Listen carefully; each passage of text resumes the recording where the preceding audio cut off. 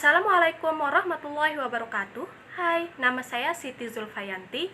Saya dari program studi D3 Rekam Medis dan Informasi Kesehatan. NIM saya 91C22125.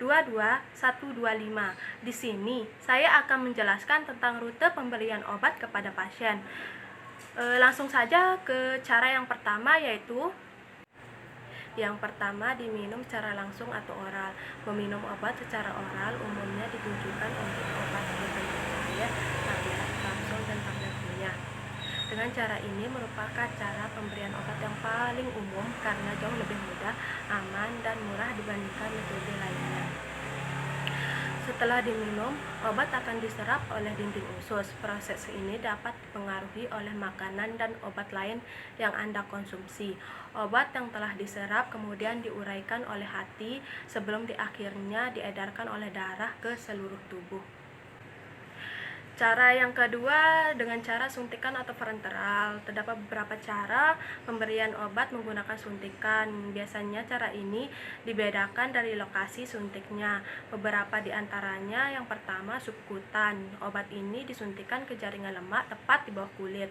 Obat ini kemudian masuk ke pembuluh darah kecil atau kapiler menuju aliran darah untuk diedarkan ke seluruh tubuh. Misalnya kayak insulin. Insulin itu adalah salah satu yang paling sering menggunakan cara pemberian obat yang satu ini. Terus yang kedua, intramuskular. Metode ini ditujukan untuk pasien yang membutuhkan obat dengan dosis yang lebih besar. Obat disuntikan langsung ke jaringan otot lengan atas, paha, atau pantat menggunakan jarum yang berukuran besar. Terus yang ketiga, intravena atau sering disebut sebagai infus. Cara pemberian obat melalui intravena dilakukan dengan menyuntikkan cairan mengandung obat langsung ke pembuluh vena.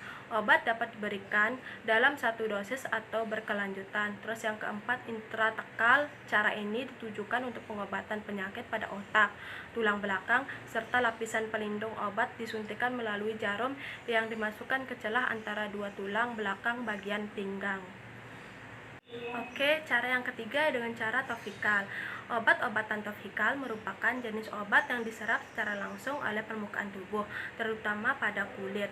Contoh obatan topikal adalah salep, lotion, krim, bedak, gel, dan plester yang ditempelkan ke kulit.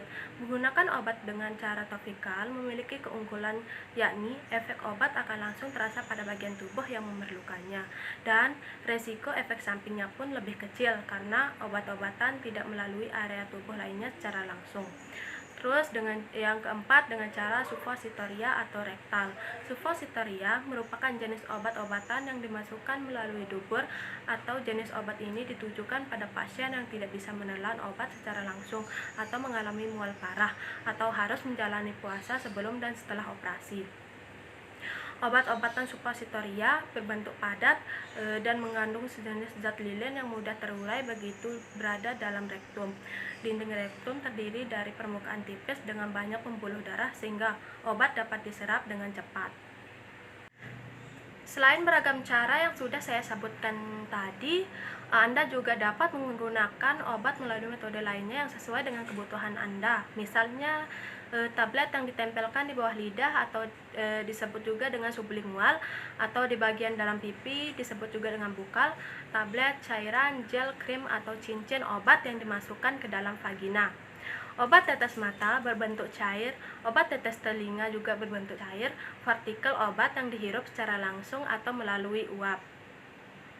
Cara pemberian obat berpengaruh besar terhadap kesembuhan Anda. Pastikan bahwa Anda selalu mengkonsumsi obat dengan cara dan dosis yang tepat, guna mengurangi resiko efek samping maupun masalah kesehatan lainnya. Oke, jadi cuman itu materi yang bisa saya jabarkan. Jika ada kekurangan, maka saya mohon maaf. Sekian dari saya. Wabillahi taufiq wal hidayah. Wassalamualaikum warahmatullahi wabarakatuh.